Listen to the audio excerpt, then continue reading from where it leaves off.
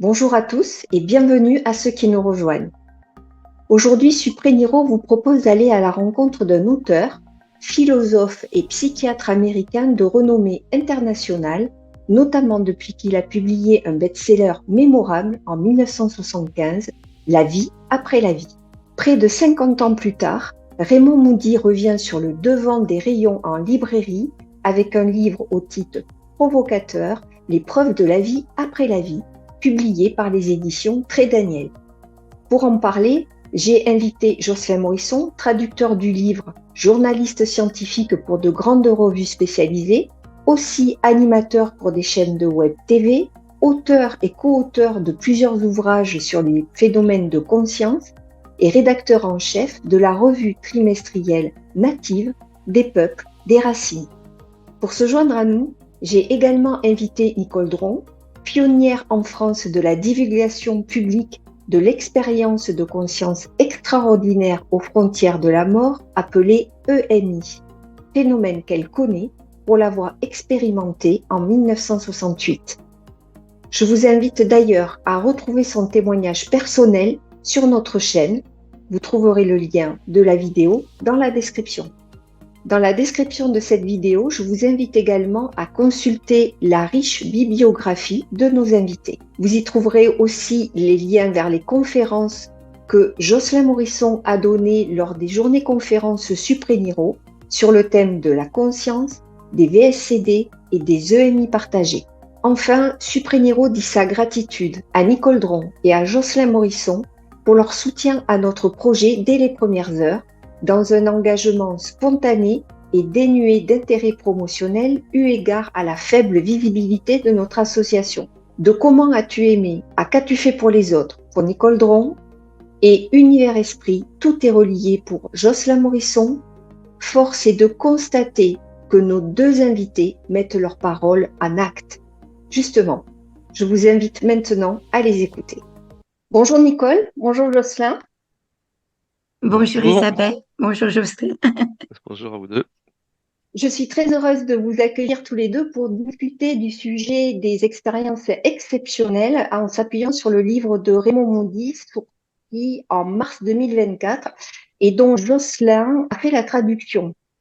Avant de commencer, j'aimerais demander à Nicole comment elle va. Beaucoup de personnes sur les réseaux sociaux ont manifesté leur intention de bonne santé pour elle en ce début d'année et je lui donne l'occasion, si elle le souhaite, de répondre à toutes ces intentions qui ont été faites pour elle. Comment allez-vous, Nicole?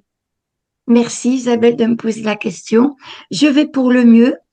Bon, vous savez que j'ai fait il y a 2 ans un Covid long et sévère qui m'a donné des séquelles, dont une dilatation des bronches. Et là, je sors tout juste, depuis 2 jours, donc d'une trachéite, bronchite, laryngite. Donc, je vous prie d'excuser ma voix. Mais ça va, ça va. On est ravis de vous Merci. voir et donc, bien sûr, vous êtes la bienvenue pour poser avec moi des questions à Jocelyn sur ce livre que vous avez lu également, sur un sujet que vous connaissez parfaitement bien pour avoir vécu vous-même une expérience exceptionnelle. C'était en 1968. Je vais poser la première question à Jocelyn. Euh, le titre, pourquoi avoir choisi ce titre un peu provocateur, l'épreuve de la vie après la vie, Jocelyn? En fait, c'est la traduction du titre original, hein, Proof of Life After Life. Donc, c'est sûr que c'est un choix de l'éditeur, en fait, à l'origine, de son éditeur américain, hein, parce que il y a toute une histoire autour du titre La vie après la vie, déjà, hein, qui est bien sûr le livre de référence de Raymond Moody, qui est paru en 75 aux États-Unis, qui a été traduit en 77 en France. Donc le titre a eu un tel succès, en fait, cette formule, La vie après la vie, a eu un tel succès que beaucoup des livres ultérieurs de Raymond Moody ont joué avec ce titre-là. Et donc là, bien sûr, bon, c'est son dernier, on espère que c'est pas le dernier, mais c'est son dernier en date ouvrage. Et il continue à jouer les éditeurs sur Life After Life, la vie après la vie, parce que ça évoque tout de suite beaucoup de choses pour les lecteurs, pour le grand public en général, hein. Donc, comme le titre était facilement traduisible en français, on a choisi de le garder aussi avec notre éditeur, donc Guy Daniel. Et puis, ça donne les preuves de la vie après la vie. Alors, proof, en anglais, c'est au singulier, mais voilà, on l'a mis au pluriel, parce que proof, c'est evidence aussi. En anglais, ce sont des mots qui s'emploient au singulier, au pluriel. Donc, il y a une équivalence. On peut utiliser le pluriel dans les deux cas. Donc, on traduit par l'épreuve de la vie après la vie, et je pense que c'est assez clair, assez évocateur, et c'est un petit peu, effectivement, oui, provocateur. Et surtout, ça traduit une évolution, en fait, dans la pensée de Raymond Moody. Parce qu'à l'origine, au moment de la vie après la vie, il n'aurait jamais parlé de preuves. Et aujourd'hui, il ose le faire. Donc, je pense qu'on va en parler, mais c'est intéressant d'évoquer cette évolution de son regard, hein, sur ces expériences-là. Pour ceux qui connaissent pas Raymond Moody, est-ce que tu peux nous dire qui il est?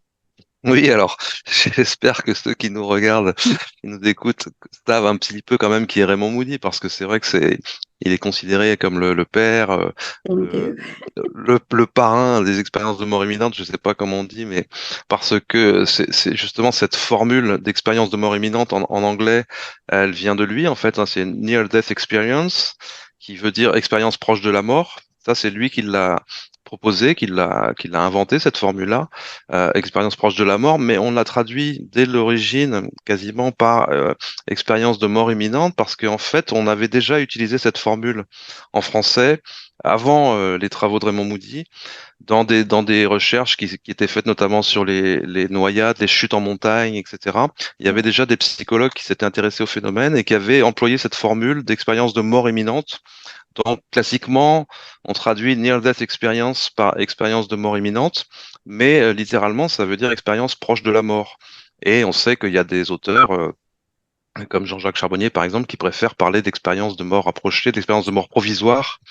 D'autres parlent d'expérience de mort approchée. Bon, voilà. Donc, Moody a fait connaître ce phénomène au grand public en publiant donc La vie après la vie, en 75 et en 77 en français, comme je l'ai dit. Et ce livre a eu un immense succès. Il a vendu à ce jour plus de 10 millions d'exemplaires dans le monde et continue à être vendu, parce qu'il reste très intéressant à lire encore aujourd'hui, hein. C'est une compilation de témoignages qu'il a catégorisés, desquels il a sorti ce qu'on appelle des invariants, c'est-à-dire des choses qu'on retrouve un peu dans tous les témoignages, et il a élaboré une espèce de schéma type de ce qu'est l'expérience de mort imminente. Et c'est quelque chose qui lui est reproché d'ailleurs aujourd'hui par certains chercheurs, parce que il a en quelque sorte figé dans le marbre la succession de phases, hein, un peu comme ça, qui serait vécue systématiquement par toutes les personnes, donc qui vivent cette expérience qu'on appelle les expérienceurs. Et beaucoup de chercheurs aujourd'hui contestent ce modèle-là. Ils disent que toutes les phases ne sont pas vécues, ou bien elles ne sont pas vécues forcément dans cet ordre-là. De toute façon, il n'y a pas vraiment d'ordre, puisque c'est une expérience qui se déroule hors du temps. Donc ça, Nicole va pouvoir nous le confirmer. Il y a un aspect chronologique qui est recréé en fait par le récit. Hein, parce que l'expérience de mort imminente, il faut bien comprendre que c'est un récit, c'est ce que rapporte quelqu'un qui a vécu l'expérience, et c'est le récit d'un souvenir de l'expérience. Hein, c'est pas un récit qui est fait en temps réel. Donc, il faut comprendre que il y a déjà une perte d'information peut-être au niveau du souvenir et lui-même, et puis il y a encore une autre perte d'information au niveau du récit du souvenir, ou en tout cas, il y a une Des mots, transformation, des mots qui sont choisis, etc. Donc, il faut bien comprendre que ce matériau, en tout cas, auquel accèdent les chercheurs, c'est vraiment le récit lui-même. Donc voilà, Raymond Moody a fait connaître ce phénomène au grand public.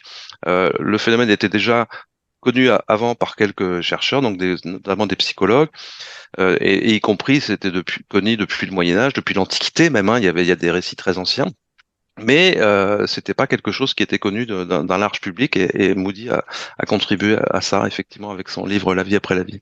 Nicole, vous parliez des mots, de la difficulté à oui. exprimer, à détailler l'expérience. Qu'est-ce que vous pouvez ajouter à ce que vient de dire Mais Jocelyn? même toujours maintenant, j'ai toujours l'impression, en relatant l'expérience, que je la désacralise parce que les mots ne sont pas adéquats.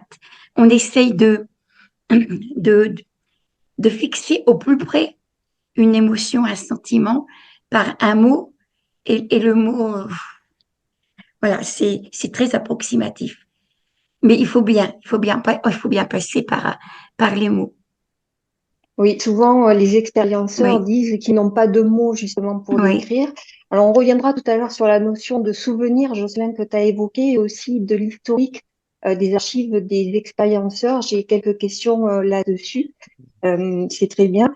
Sur page 64, dans son livre, Raymond Moody parle de l'IANS qu'il a créé en 1977 avec Bruce Grayson et Kenneth Ring. Est-ce que tu peux nous dire quel est cet organisme, à quoi il sert, qu'est-ce qu'il est? Oui, alors IANS, c'est l'Association internationale des études donc des États proches de la mort, hein, qui a été fondée par Raymond Moody, cofondée par Raymond Moody, en tout cas suite au succès de son livre. C'est pas lui qui a pris l'initiative, hein, c'est des gens autour de lui, effectivement. Paul Perry, notamment, je crois, qui était déjà là, qui est son co-auteur Oui, là pour ce dernier livre. oui, D'autres personnes là dont le nom m'échappe, mais effectivement, tu as cité Grayson et Kenneth Ring, effectivement, un psychiatre et un psychologue américain, et ils ont créé cet organisme bien pour faire de la recherche, pour encourager la recherche autour de ce phénomène, et puis communiquer aussi autour de ça. Et puis il y a des antennes qui se sont créées un peu partout dans le monde. En tout cas, il y a des antennes qui se sont créées en Europe notamment, et il y avait une antenne en France. Moi, c'est comme ça que j'ai connu le phénomène, puisque le premier livre que j'ai lu, c'était La mort transfigurée, qui était un ouvrage collectif qui était édité par l'antenne française de Jans, donc euh, dans les années 90, je crois. Et ces organismes-là, eh bien, sont des antennes en fait indépendantes, chacune, et puis voilà, elles contribuent à organiser aussi des groupes de parole, par exemple, faire en sorte que les témoins puissent se rencontrer, puissent échanger entre eux, et puis elles publient des différents travaux, des articles, des travaux de recherche, des thèses, éventuellement des thèses de doctorat, etc. Et Jans USA est donc l'antenne fondatrice de ça, et elle continue à être active et fait des colloques régulièrement, au moins un colloque, un congrès annuel. Moi, je les suis sur Facebook, donc je vois qu'ils sont toujours actifs. Ils continuent à communiquer et à voilà et à encourager la recherche là-dessus. Nicole, je crois avoir lu dans votre livre que vous avez pris contact avec Liant suite à votre expérience. Est-ce que vous voulez nous en parler de ah oui, ce oui, rapport oui. que vous avez eu? C'était à l'époque où ils avaient créé un atelier de rencontre, même à Paris. C'était donc dirigé par Evelyne Sarah Mercier à ce moment-là. Bon, j'ai eu de très, très, très bons rapports. Mon problème à moi, c'est que j'habite dans l'Aisne et qu'il fallait que je me déplace à Paris. C'était pas tellement facile. Mais j'ai toujours beaucoup apprécié le travail que Yance a fait. Beaucoup. Qui a été après un petit peu suivi autrement par Sonia Barcala et par le docteur Charbonnier autrement, etc. Heureusement qu'il y a eu des grands sur la route qui se sont penchés sur cette expérience. Oui, on peut rendre hommage à Sonia Ah oui, Barcala, oui, qui a oui. été la première en France à créer un regroupement auquel a participé Jocelyn. Je crois que c'était le Oui, premier en oui, 2006 à Martigues. Voilà, les premières rencontres internationales où justement elle avait invité Raymond Moody, Eden Alexander, etc. C'est ça, ouais, ouais. En 2006, la première rencontre, oui, il y avait Raymond Moody, il y avait Sam Pargna, il y avait Pim Van Lommel, Mario oui, Beauregard, Jean-Jacques Charbonnier, Evelyne Sarah Mercier, Patrice Van Hersel, tout un tas oui, de oui, grandes personnalités. Et Ben Alexander a été invité à la deuxième édition c'est ça. qui s'est tenue à Marseille. Et parce que c'était juste au moment de la sortie de son livre, en fait, hein, et donc ça, c'était, je crois, en 2012, Oui, 2012, 6 ans après, 2011. et, En, en ou 2011 ou 2013, 2012, ouais, c'est possible. 2013, non? Ou 2013, 2013. peut-être. Ouais, c'est possible, ouais. Oui, Le temps n'existe Mais pas. voilà, mais ces rencontres, ouais, ouais, ça a été un grand événement parce que, en fait, beaucoup de gens à l'époque pensaient que Raymond Moody, déjà, était très âgé, et que certains pensaient qu'il était même plus de ce monde, peut-être parce que son livre était paru en 75. Donc, en fait, il faut savoir que Moody a publié ce livre-là alors qu'il avait une trentaine d'années. Oui, Il était très jeune, il était encore étudiant en médecine, en fait, hein. Il a fait d'abord des études de philosophie. Il était docteur en philosophie, il a enseigné la philosophie, et puis il a décidé de faire des études de médecine pour s'intéresser notamment à la psyché humaine en faisant une spécialisation en psychiatrie. Donc il a eu des espèces d'équivalences. Il a pas refait tout le cycle des études de médecine, je crois, mais en tout cas, il était encore interne en psychiatrie quand il a publié ce livre-là. Donc, Alors, voilà, il avait une trentaine d'années, ce qui fait que, bah voilà, en 2006, il était encore assez jeune, et encore aujourd'hui, il a à peu près 80 ans. Il est encore très actif intellectuellement, hein. Il faut dire une chose sur Jans que je n'ai pas dite, c'est que Jans, en tout cas en France, recueille des témoignages d'expériences. Ça, c'est oui. très important que ces personnes-là puissent avoir cette écoute. Et Jans a mis notamment a mis au point un questionnaire, pardon, qui est très très complet pour recueillir les témoignages et avoir le plus de détails possible pour que ça serve justement de matériau de recherche derrière, quoi. Et donc c'est une ressource phénoménale, et sur le site de jansfrance.org, il y a beaucoup d'articles, beaucoup de documents de recherche qui sont encore aujourd'hui très très intéressants. Et c'est je Jean-Pierre mettrai, Jourdan, voilà, oui, Jean-Pierre Jourdan qui est Oui, oui, médecin, qui est aujourd'hui président là depuis quelques années, hein, et responsable de la recherche là-dessus.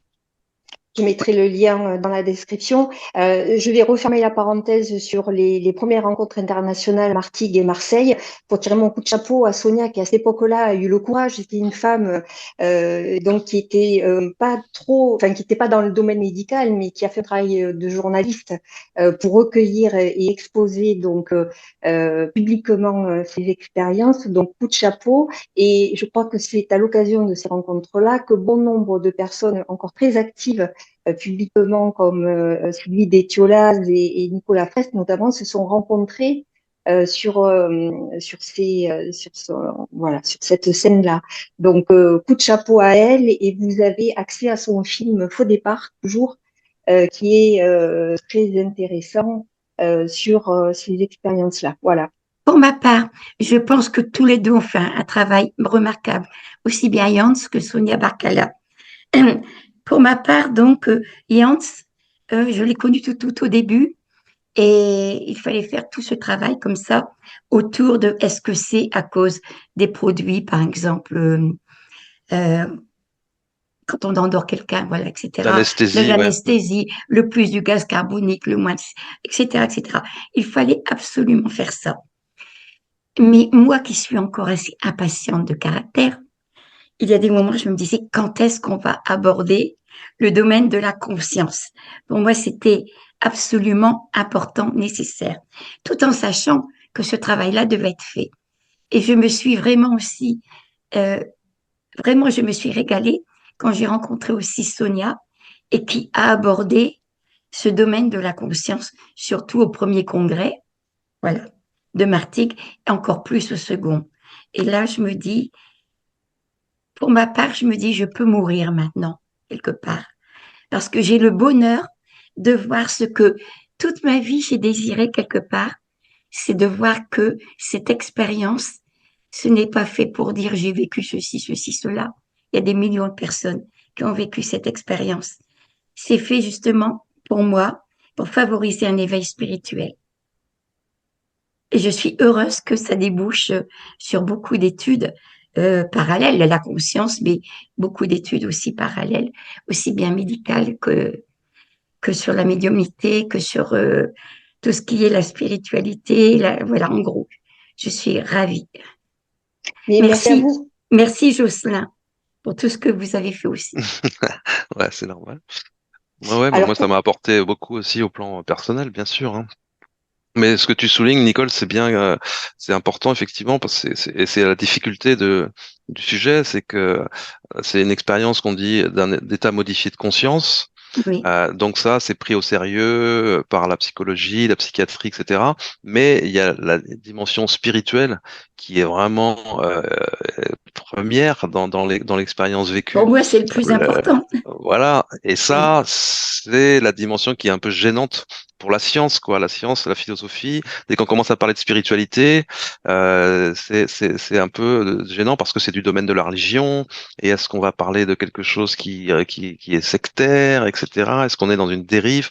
Et Oui, donc, c'est des sujets qui sont difficiles à aborder pour les gens qui se disent rationnels, rationalistes en particulier, oui, et donc qui sont scientifiques et philosophes. Alors en philosophie, il y a quand même une branche de la philosophie qui s'appelle la métaphysique, qui autorise de traiter ces oui, questions spirituelles, mais c'est toute la difficulté en fait de l'étude de ce sujet-là, parce que la dimension spirituelle, la science n'a rien à en dire finalement.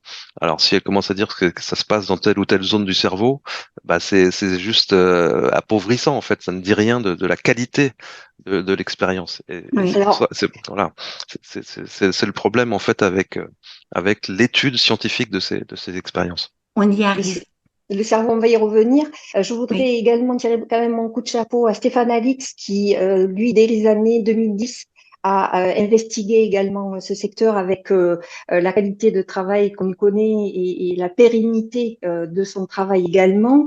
Également, on pourrait saluer Jean-Jacques Charbonnier qui avait été directeur de thèse d'une thèse sur les EMI de François Lallier, c'était en 2014, une thèse qui avait eu la mention d'honneur, mais avant lui, on peut saluer également le travail de Sylvie Cafardi, que tu avais interviewé, Jocelyn, mm, qui a été une des premières femmes en France à faire une thèse sur les expériences de Moyen-Orient dans le cadre des soins palliatifs.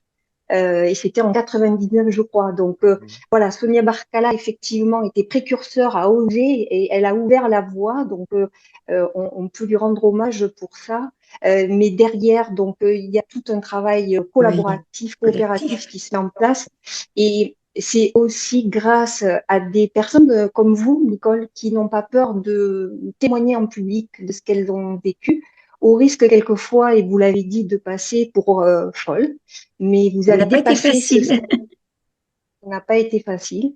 Et Non, donc, c'est un travail collaboratif de tous ces acteurs-là. Donc, bravo.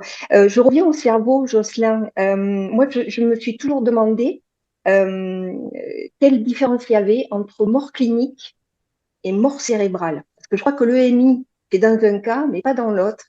Donc, est-ce que tu peux, pour nos auditeurs et pour moi, expliquer la différence? Hmm. Ah oui, c'est crucial hein, parce oui, que la mort clinique, c'est juste ce qu'on appelle l'arrêt cardio-respiratoire. C'est-à-dire que le cœur s'arrête, la respiration s'arrête, mais on peut continuer à irriguer le cerveau en faisant une réanimation, hein, donc un massage cardiaque. Et ce qui fait que c'est quelque chose qui est réversible, c'est un état qui est réversible. Alors que la mort cérébrale, c'est quand le cerveau n'est plus irrigué depuis un temps plus long et qui fait que là, voilà, les neurones sont morts en fait. Et puisqu'il n'y a plus eu d'oxygène, il n'y a plus eu de glucose apporté aux neurones, donc les neurones ne survivent pas. Donc là, le cerveau est considéré comme mort. Et ça, c'est un état qui est considéré comme irréversible. Alors, le problème, c'est la limite, hein, parce qu'aujourd'hui, on s'aperçoit que la limite est très difficile à fixer. On récupère des gens dans des états qui étaient considérés comme désespérés il y a quelques décennies. Ça dépend des conditions, justement, ça dépend s'il y a eu aussi des produits qui ont été administrés. Ça dépend si, par exemple, la personne est en état d'hypothermie. Par exemple, les gens qui tombent dans des lacs gelés ils peuvent survivre beaucoup plus longtemps parce ah que le oui, métabolisme se ralentit énormément, etc. Donc, il y a des cas particuliers. Mais en tout cas, au niveau des définitions, hein, au sens strict, la mort cérébrale, c'est un état qui est irréversible. Et c'est l'état dans lequel on peut prélever les organes. Hein, donc c'est un débat qui est important à avoir hein, sur effectivement quelles sont les conditions dans lesquelles on peut faire ça, parce que bien sûr les organes sauvent des vies d'autres personnes. Il faut que les gens soient bien informés là-dessus. Donc mort clinique c'est irréversible, c'est l'arrêt cardio-respiratoire. On peut faire repartir le cœur et on peut simuler une ventilation grâce au massage, alors que la mort cérébrale elle est définitive, elle est irréversible. Voilà, c'est en tout cas les points importants à souligner sur ces deux notions-là. Là, effectivement, beaucoup de gens confondent souvent les deux notions. Tu as raison de préciser que ce point sur le don d'organes, c'est un point majeur en France. Donc, j'invite toutes les personnes à se déclarer donneur s'ils le souhaitent. En tout cas, il faut en parler à sa famille, il faut en parler autour de soi. Alors, Nicole, la loi fait qu'on est oui, donneur par défaut, hein. Oui. La loi fait qu'on est oui, donneur par défaut et que si on veut, si on ne veut pas donner ses organes, il faut s'inscrire sur un registre où là, on se déclare non donneur. Mais par défaut, on est tous considérés comme donneurs. Alors, le mieux, effectivement, c'est quand même d'en avoir parlé autour de soi et d'avoir pris des positions claires auprès de sa famille, effectivement, comme tu dis. oui, exactement. Nicole, vous avez vous-même, de par votre expérience de mort imminente, traversé la mort clinique. Qu'est-ce que Oui. vous pouvez nous en dire de cette expérience? C'était la plus belle expérience de ma vie, tout simplement. Bien sûr, il est très long d'en parler, surtout que j'en ai déjà parlé beaucoup, comme ça sur les ondes, mais je veux dire par là que je n'ai plus peur de la mort suite à cette expérience. C'est ça qui est très important. Quand on n'a plus peur de la mort, la vie devient importante. Elle a un sens, elle a un but. J'apprécie chaque seconde de ma vie parce que justement, euh, quand on sait que comment, la fin, la finalité d'une vie, c'est de mourir, alors automatiquement, on va essayer d'en profiter de toutes les manières possibles. Et ça va être une course, eh bien, au profit, à l'argent, à tout, quoi. Tandis que là, je sais que la vie, c'est un cadeau, c'est sacré. On est venu pour grandir, on est venu pour aimer, on est venu pour prendre conscience.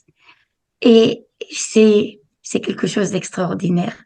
Et donc, cette expérience, c'était la plus belle chose de ma vie. Alors, Supriniro est très sensible à votre discours. Supriniro, qui est une association qui œuvre pour le développement d'une culture de prévention du suicide et Et justement l'intérêt de rechercher un sens à sa vie et un but à sa vie, ce dont vous évoquez. Et Raymond Moody liste ces points-là justement dans les traits communs aux EMI, c'est que les expérienceurs, quand ils reviennent, reviennent avec une ouverture, un sens, un but qu'ils trouvent à leur vie. Page 29, donc là, je vais resserrer vers les expériences de mort partagées. S'il existe, et voici ma question, s'il existe des témoignages de partage du processus de mort, existe-t-il à ta connaissance, Jocelyn, de par ton activité de journaliste scientifique et peut-être vous, Nicole, avec les nombreuses rencontres que vous avez faites, existe-t-il à votre connaissance des témoignages du partage du processus de naissance? je ne connais pas. Je, Je saurais pas répondre, je ne ouais. connais pas. Je ne connais pas, non. Alors, il se passe des choses à la naissance qui sont de l'ordre de la transe aussi. C'est intéressant parce que je viens de faire un article là-dessus pour le prochain numéro d'Inexploré, justement, sur les trans qui sont vécues par les femmes à l'accouchement et pendant la grossesse. Donc, il y a des états modifiés de conscience aussi qui sont de l'ordre de la transe. Et certains témoignages font état de ressenti, de présence, de guide, etc. Et aussi, certaines femmes vont jusqu'à dire qu'elles sont en contact avec l'âme, avec l'âme de l'enfant qui s'incarne à ce moment-là ou qui s'est incarné juste avant. Enfin voilà, il y a différentes positions là-dessus, mais il se passe des choses, en tout cas au moment de la naissance, c'est sûr, qui sont de l'ordre aussi Bien sûr. du sacré, ça c'est clair, hein. Oui, oui. Après, est-ce que la naissance peut être un processus partagé? Je sais pas exactement ce que tu entends par là, hein, mais bon, en tout cas, dans le cadre des expériences de mort partagée, on est vraiment sur des définitions précises aussi là, dont on va parler, je pense. Et je sais pas si on peut faire l'équivalence au moment de la naissance, mais en tout cas, il y a des témoignages de femmes qui disent être en contact avec l'âme de l'enfant Mm. pendant la grossesse, pendant des rêves, pendant des visions, Mais en et tant aussi que avec le... femme, oui, en tant que femme, on sait très bien, on ne connaît pas l'aspect physique de l'enfant qu'on porte, évidemment, mais on sent l'âme de l'enfant. On a une connexion très forte avec le cœur et l'âme de notre enfant avant la naissance. Merci. Donc, j'invite tous les chercheurs et les doctorants à peut-être s'orienter vers ce type de recherche. Enfin, ça me semble, Il y puisque a, nous il y a- avons des témoignages. il y a des Oui, recherches, en tout cas, je connais quelqu'un qui fait une recherche là-dessus, et je sais pas si elle a pu lancer vraiment les choses, mais elle voulait faire une recherche avec des médiums ouais. qui entreraient en contact avec justement la conscience ou l'âme des enfants pendant la grossesse. Donc il y a des gens que ça intéresse en tout cas, c'est sûr. Très intéressant. Alors, page 30, Raymond Moody, et effectivement, on viendra après à parler davantage des expériences de mort partagée. Page 30, Raymond Moody parle de la lucidité terminale vécue par sa maman, qui est au seuil donc du passage. Donc, je renvoie notre public à une vidéo qu'on va trouver sur la chaîne Supéniro au sujet de la lucidité terminale, qui est une conférence qui avait été donnée par Marine Mutis, donc à notre dernière journée conférence 2024 sur ce sujet-là. Euh, voilà. Et donc, euh, qu'est-ce que dit Raymond Moody de ce phénomène de la lucidité terminale, Jocelyn? Euh, En fait, je suis pas sûr que il évoque ça à propos de sa maman. Je sais qu'avec sa maman, il a vécu une expérience de mort partagée. Je sais pas s'il y a eu un épisode de lucidité terminale de la part de ça. Écoute, C'est sauf, possible, hein, c'est possible. oui, page 30, sauf erreur de ma part, mais voilà, D'accord. peu Alors importe, hein, oui. la lucidité terminale, en tout cas aujourd'hui, c'est un phénomène qui commence à être bien connu et qui est étudié par des psychologues notamment. Et c'est les cas où des gens qui sont atteints de maladies neurodégénératives, en particulier Alzheimer, en fait, depuis plusieurs semaines, voire plusieurs mois, n'ont plus de mémoire, ne savent plus reconnaître leurs proches et ils ne savent parfois plus qui ils sont, ils ont perdu leurs souvenirs, etc., leur lucidité, et ils retrouvent au cours d'un épisode transitoire, au cours de ça peut durer quelques minutes, quelques heures, ils retrouvent toute leur lucidité et ils sont capables d'avoir accès à nouveau à leurs souvenirs et ils sont capables de reconnaître à nouveau leurs proches et ils sont capables d'échanger de manière lucide avec les gens autour d'eux. C'est l'occasion souvent de dire des pardons, des au revoir, etc. Et souvent, malheureusement, ça précède le décès de quelques heures, quelques jours au maximum. Et les proches peuvent penser que c'est une forme de guérison, alors qu'en fait, c'est ce qu'on appelle aussi un chant du cygne, hein. C'est-à-dire que voilà, c'est un sursaut complètement inattendu de retour de la mémoire et de la lucidité qui précède de peu de temps le décès.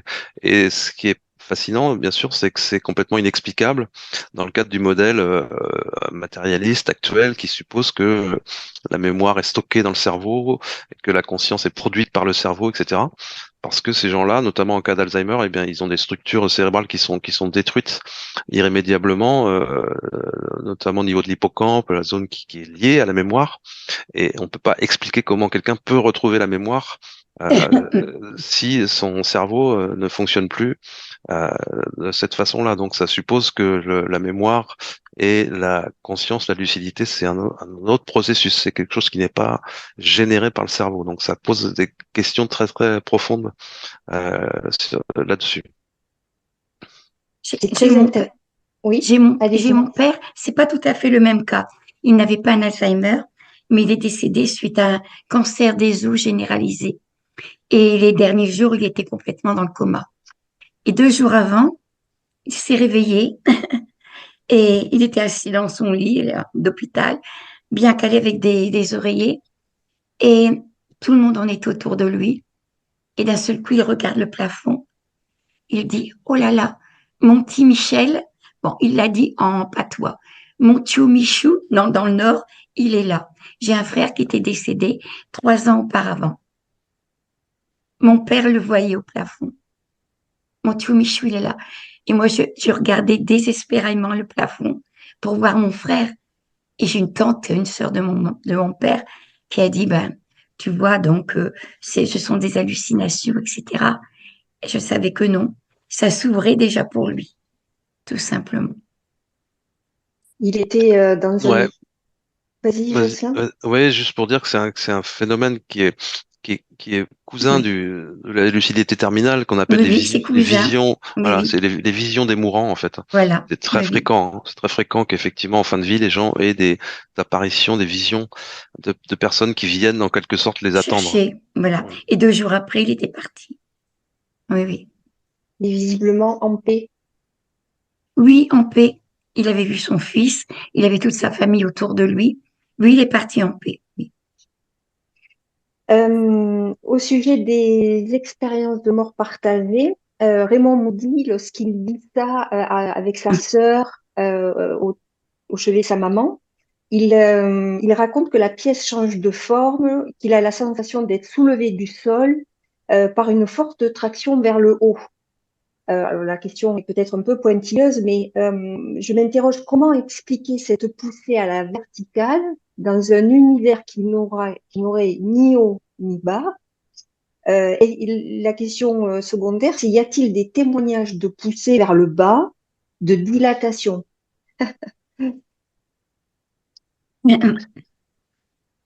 Ben, je crois que Nicole, au début de ton expérience, tu t'es senti tomber, non?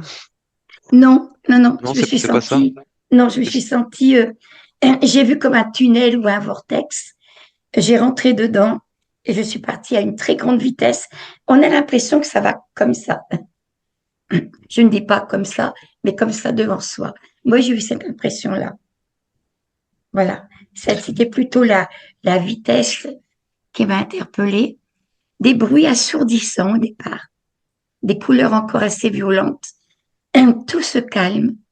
Cette lumière au loin qui apparaît, qui prend tout l'horizon. Et on rentre dedans et Oui, alors pour répondre à ta question, Isabelle, en fait, pour ceux qui vivent l'expérience de mort donc partagée, ce sont ceux qui accompagnent en fait la personne voilà. en fin de vie, hein, et qui eux-mêmes se retrouvent à vivre un état modifié de conscience. Bon, alors oui, il y a des perceptions donc qui sont nouvelles.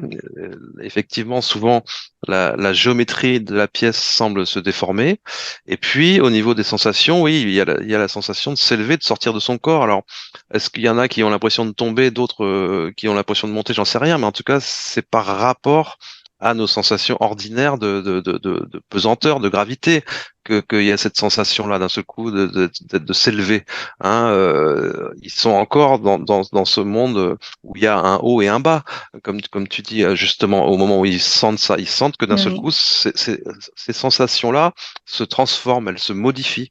Donc c'est lié, ça concerne les sensations visuelles, les perceptions visuelles, et puis les perceptions du corps, ce qu'on appelle somesthésique, c'est-à-dire comment on ressent l'environnement autour de soi.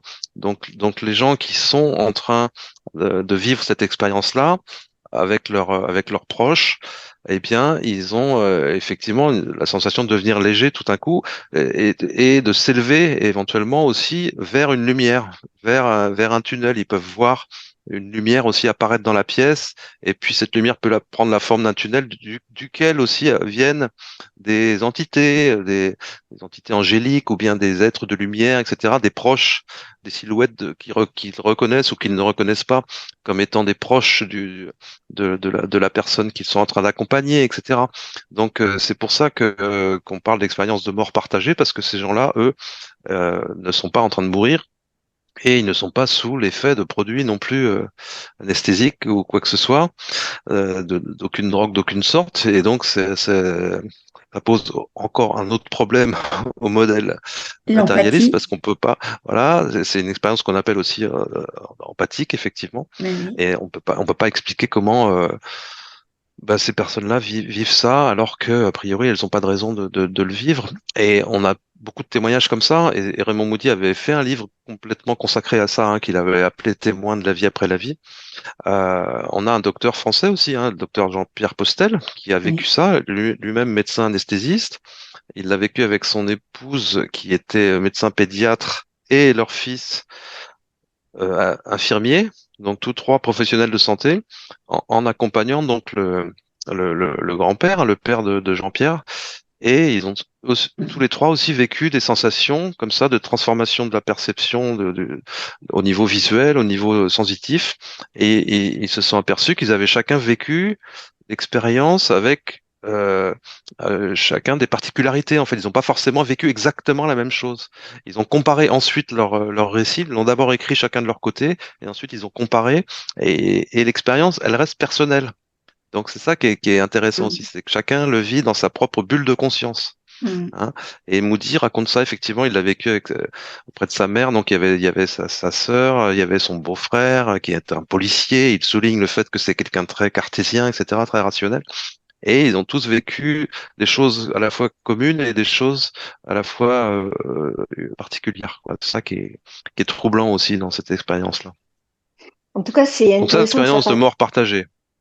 Ouais. Oui, c'est intéressant que ça passe par les sens et que ce soit suffisamment significatif pour que la personne en témoigne sans pouvoir l'expliquer, parce que oui. ça fait partie des critères justement de l'expérience de mort, un des critères de l'expérience de mort partagée, ces sensations-là. Euh, C'est là qu'on est-ce voit qu'il y a que, une évolution oui, aussi.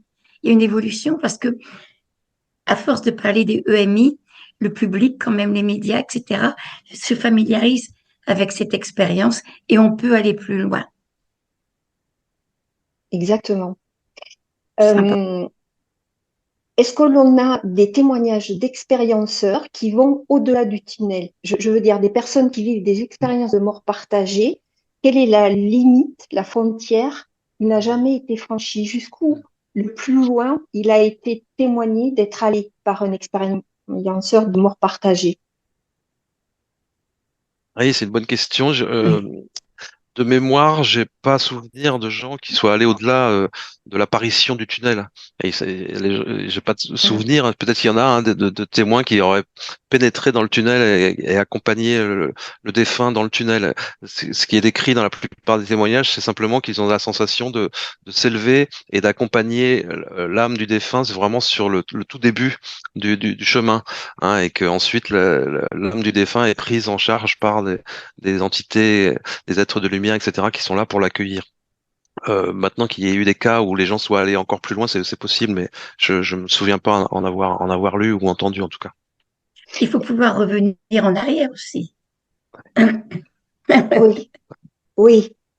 Oui, Voilà, c'est ça. Et justement, souvent les expérienceurs, dont vous, Nicole, si je ne me trompe pas, témoignez avoir eu le choix de revenir ou pas. oui, Et, oui, comme si à un moment donné, il y avait un point de non-retour.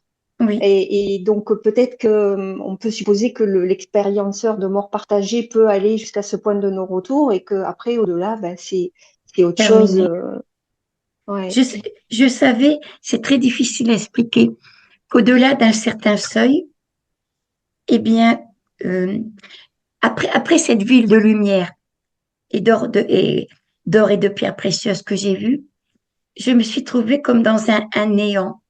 Il n'y avait plus rien du tout. C'était un néant de lumière, sans forme, sans forme. Et je savais que si je continuais à vivre dans cette dimension-là, je serais le résultat, la quintessence de ce que je suis, tout simplement. Je vivrais en étant la quintessence et je n'avais plus besoin de forme. Je ne peux pas l'expliquer. Mais bon, il a fallu que je revienne. On m'a demandé si je voulais rester ou revenir. Je n'avais pas envie de revenir, même si j'avais un mari et deux petits-enfants en bas âge et que je les adorais, tout simplement parce que je n'aurais jamais été séparée d'eux. De l'autre côté, on est soi et tout. Donc, c'est le un. Et dans le un, tout est. Mais quand je redevenais, moi, je dirais à ma façon, quand je revenais sur l'échelle humaine de ma conscience, alors là, je ne voulais pas qu'il soit orphelin. Et je ne voulais pas qu'il soit malheureux de notre séparation. Donc, à la limite, on a accepté que je revienne. Voilà. Mais on m'a dit que j'aurais toujours pu être dans le cœur de mes enfants si j'avais accepté de rester de l'autre côté. toi, Jocelyn, qui a étudié les philosophies, toutes les philosophies, ça peut se rapprocher du Bardo Todol, peut-être ce passage-là, quand on rentre dans le monde des morts, où la personne traverse plusieurs étapes et rencontre des entités, etc. Avec, Oh bah, Nicole, elle connaît bien aussi ces philosophies-là. Le Bardo Todol, c'est le bouddhisme tibétain. Oui. ouais. Donc, ça décrit effectivement des niveaux qu'on traverse au moment de la mort. Et ça souligne aussi le fait qu'il y a une part de projection dans le monde qu'on se crée là, à ce moment-là, en fonction de ses doutes, ses peurs, ses attentes, etc. Et les bouddhistes insistent sur le fait qu'il faut pas s'attacher à ces apparitions-là et que effectivement on accède ensuite à ce que Nicole parlait, évoquait comme étant le sans forme, c'est peut-être la Oui, vacuité, hein, la vacuité chez les oui. bouddhistes, un monde sans forme.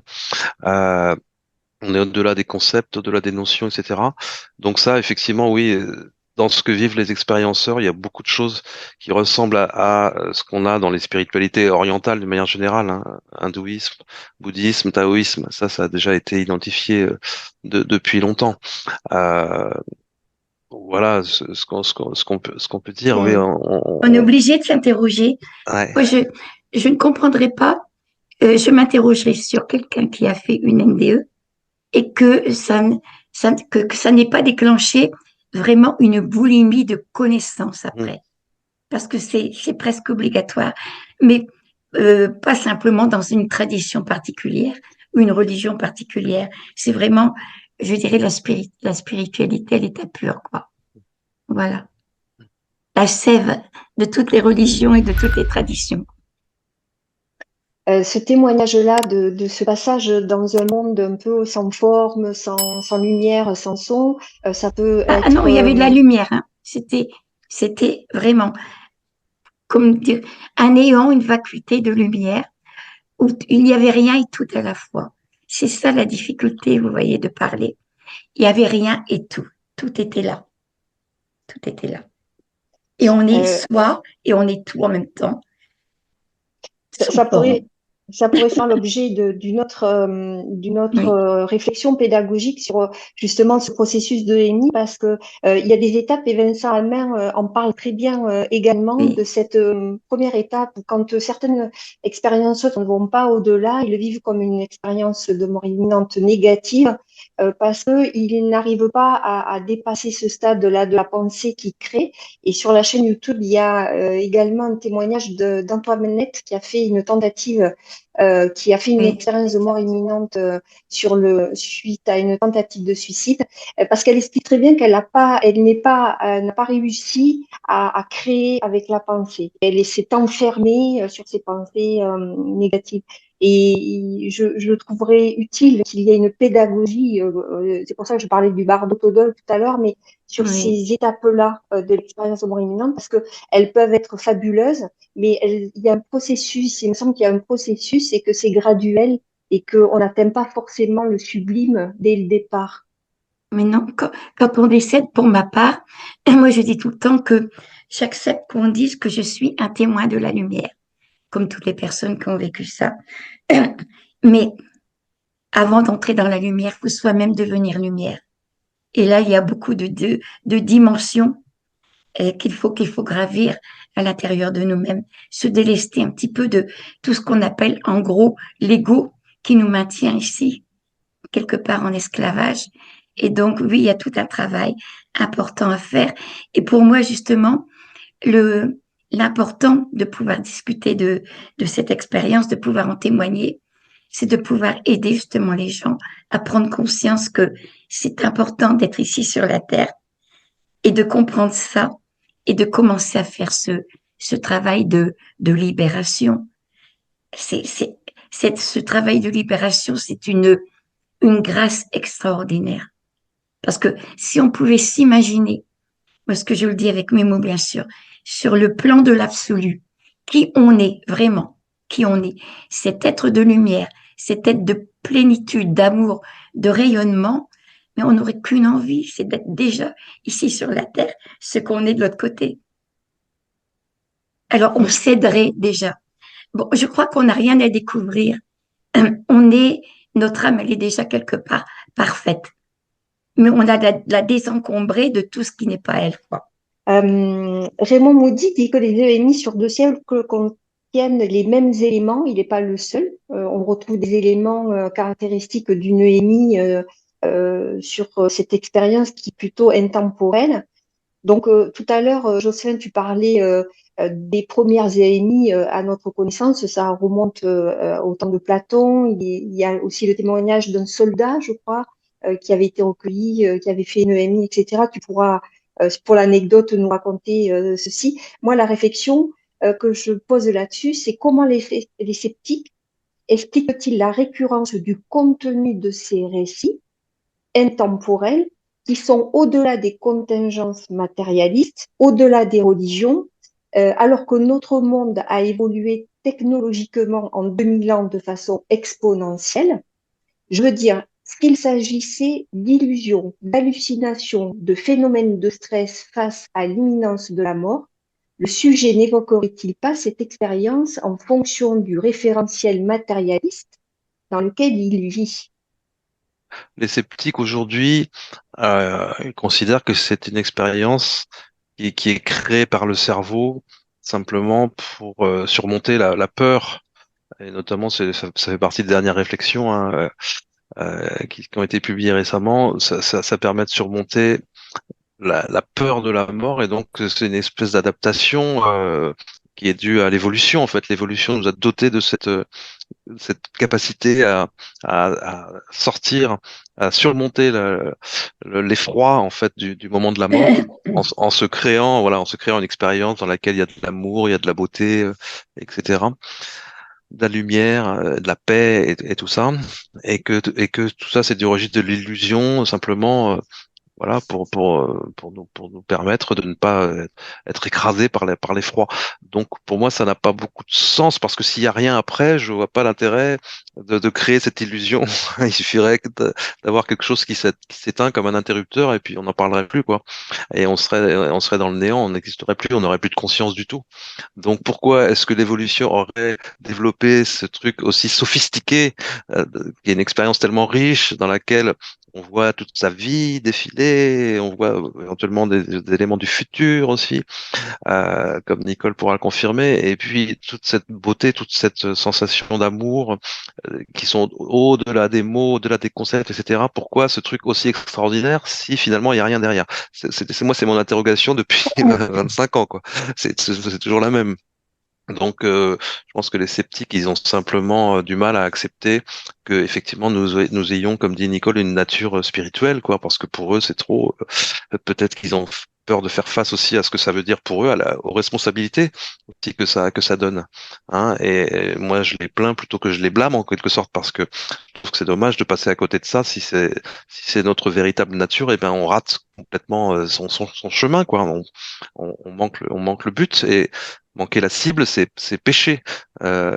Étymologiquement, le péché, hein, en religion, c'est manquer la cible. Donc là, pour le coup, c'est un péché. Euh, voilà. Pourquoi est-ce que après, par rapport au contexte euh, de l'époque, effectivement, tu parles de l'expérience du soldat R dans la République de Platon. C'est un soldat qui est laissé pour mort sur le champ de bataille et puis qui revient et puis il raconte qu'il est sorti du corps et qu'il a vécu la présence de la lumière, il a ressenti le bain d'amour, etc. Donc, ce sont les archétypes qu'on retrouve effectivement dans les expériences aussi contemporaines. Donc ça, pour les sceptiques, c'est quelque chose qui est simplement engrammé dans le cerveau depuis le temps préhistorique, en fait. Cette façon de surmonter la peur de la mort, elle est déjà supposément dans nos cerveaux depuis l'origine, quoi, depuis que l'homme commence à rationaliser les choses. Donc, pour un sceptique, ça n'avait pas de différence que l'expérience soit vécue il y a 2500 ans à l'époque de Platon ou aujourd'hui en 2024, puisque de toute façon, ce sont des processus qui se sont mis en place à des époques bien antérieures à ça, à l'époque préhistorique finalement.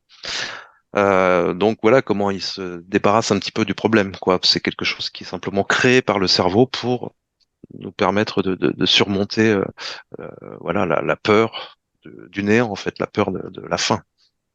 Et J'ai- comment aussi, excusez-moi, comment aussi euh, expliquer qu'on nous montre le futur? On ne peut pas dire que c'était dans le cerveau. Parce qu'au moment où j'ai vécu cette expérience, je ne connaissais pas le futur, ni mon entourage, etc. Et on me montre par exemple que plus tard, j'aurai 3 personnes de ma famille qui décéderaient presque en même temps, dont 2 à 3 semaines d'intervalle. Ce qui s'est fait exactement comme ça. Comment expliquer ça? Alors, je vais revenir vers vous, Nicole, pour justement cette question, mais je vais Oui, rebondir sur les sceptiques que personnellement, moi, j'adore et je le suis très souvent aussi. J'adore leurs réflexions simplement parce que à l'heure d'aujourd'hui, ils ne nous ont pas encore prouvé que ces expériences de mort imminente n'existaient pas. Donc, le champ de réflexion est, Ouais. est, est large, est largement ouvert. La oui. charge de la preuve, voilà, peut-être qu'elle est à double sens. Donc, voilà, j'aime bien les sceptiques pour ça aussi. Nicole, la question que je voulais vous poser, c'est vous, lors de votre expérience, est-ce que vous aviez conscience de l'époque à laquelle vous viviez sur Terre? Est-ce que C'est-à-dire, pour vous, c'est-à-dire est-ce que vous aviez conscience de vivre en 1968 juste avant les événements de mai, dans ce contexte social, avec votre famille, est-ce que oui, vous aviez conscience de ça en étant de l'autre côté? non, pas en étant de l'autre côté. Non, non. En étant de l'autre côté, c'était complètement différent. J'ai eu conscience de vivre en 1968 quand on m'a montré le passé et le futur de l'humanité. Là, oui, là, on me disait quand on était à la croisée des chemins que notre, notre humanité avait beaucoup de technologie, mais si peu de conscience et d'amour. Et on me montrait ce qu'il fallait faire, et ce qu'il fallait transformer en soi pour justement, eh bien, euh, grandir dans l'amour et la conscience, parce que sinon on allait droit dans le but. Ça, oui, oui. Voilà, ça, oui, j'avais vraiment conscience de l'importance de me trouver à cette époque-là. Nous étions à la croisée des chemins, déjà en 1968, et j'ai envie de dire, que dire maintenant? Hmm. Que dire maintenant? Raymond Moody, page 35, dans son livre, parle de la preuve d'avoir vu une âme vivante lors d'une expérience de mort imminente partagée. Euh, les témoins qu'il rapporte parlent de brume qui sort du corps. A-t-on une explication de ce corps fluidique, comme je dis corps fluidique, de cette brume, et si cette matière, cette substance sort du corps, sait-on où elle se loge? Où elle va ensuite, Non, tu veux dire? d'où elle arrive? Ah, où Si elle elle se loge dans... sort, oui, si on la voit sortir du corps, il y a des soignants qui témoignent de ça lors des enfin, lorsque les personnes, les mourants, on peut parler d'une brume qui sort du corps, etc. Mais de quoi s'agit-il? Et si ça existe, si c'est réel, où s'est logé le temps de la vie biologique? Ouais, Est-ce qu'on ouais, le sait? c'est plein de questions en une. Donc oui, il y a un chapitre là-dessus dans le livre de Raymond Moody, Mhm. euh, et c'est rapporté par beaucoup de témoins. Le fait de voir une sorte de brume, quelque Ouais. chose de vaporeux, sortir du corps au moment du décès, il y a beaucoup de témoignages comme ça. Euh, pour moi, c'est pas une substance matérielle. C'est quelque chose qui prend l'apparence d'une brume au moment où c'est perçu en fait par le témoin, mais c'est pas une substance qui relève de la matérialité au sens ordinaire. C'est pas une substance physique. Euh, donc c'est difficile à comprendre peut-être, mais ça prend l'apparence d'une brume au moment où c'est parce que ça symbolise, ça représente l'âme en tout cas, on peut dire, et l'âme par définition elle est immatérielle de toute façon. Donc où ça se loge dans le corps c'est impossible à dire pendant Ouais. la vie parce que c'est diffus quoi, c'est partout dans le corps puisque ça ne relève pas de la matérialité du corps. Donc il faut bien comprendre que de toute façon tout ce qu'on perçoit en temps normal, dans notre expérience ordinaire de perception, c'est le résultat d'une interaction entre notre conscience et ce qui se trouve vraiment là. On a l'impression qu'on est entouré d'un monde de matière, d'objets, d'événements, d'êtres vivants, etc. Mais ce qui nous apparaît, c'est en fait à la rencontre de ce que nous, on projette et de l'information en fait qui se trouve là. Il y a comme un champ d'information autour de nous auquel nous, on donne sens grâce à notre appareil sensoriel et ensuite grâce à notre conscience. Je sais pas si je me fais bien comprendre parce que c'est des Oui, sujets Oui, bon, qui sont oui, complexes oui. à vulgariser, mais donc dans ces états-là, en particulier dans ces états modifiés de conscience-là, on voit quelque chose qui prend la forme d'une matérialité, mais qui n'est pas pour moi une substance matérielle.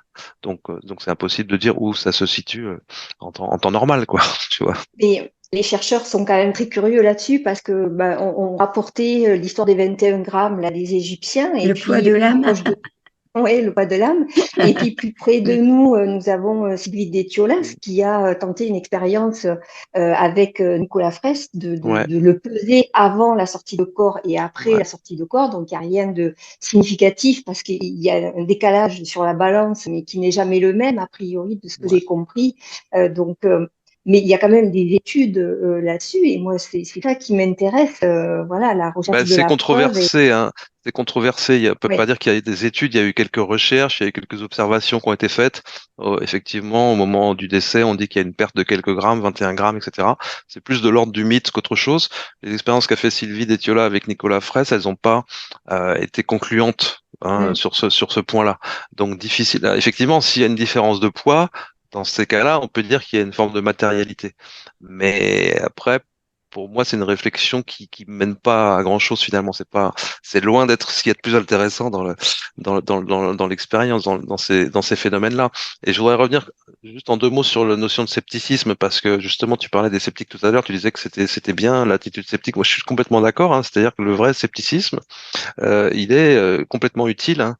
Ça évite de croire tout et n'importe quoi, bien sûr. Et le scepticisme, à l'origine, hein, ça vient des Grecs, hein, bien sûr, de la philosophie grecque, c'est l'absence de conclusion, en fait. mm, Être sceptique, au sens propre, c'est ne pas conclure d'une manière définitive. C'est resté Ça- ouvert. C'est rester ouvert, c'est ne Ah oui. pas, ça veut pas dire qu'on s'oppose à Ouais. une réalité spirituelle. Et le problème, c'est qu'il y a aujourd'hui des sceptiques qui, eux, vont plus loin et sont systématiquement contre toute interprétation d'ordre spirituel de ces expériences-là. Et il faut souligner que Raymond Moody, c'est un sceptique à oui. l'origine. Il le dit, il le Il le redit. dit dans son livre, il le Voilà, dit, oui. et Oui, il le redit encore dans son dernier livre, mais qu'aujourd'hui, il oui, dit qu'il est convaincu, en revanche, de la réalité d'une après-vie, parce qu'il a fait tout ce parcours, parce qu'il a eu toutes ces expériences qu'il a vécues lui-même, plus tous les témoignages qu'il a recueillis, bien sûr, mais que dès le départ, lui, il se définit comme un sceptique au sens propre, quoi, c'est-à-dire comme quelqu'un qui refuse de conclure. Alors aujourd'hui, il a évolué, parce qu'il est aussi, voilà, il a avancé sur son chemin intellectuel et tout ça, et aujourd'hui, il considère que on Mm. peut raisonnablement conclure qu'il y a une vie après la vie. Mais bon, ça reste son opinion, quoi.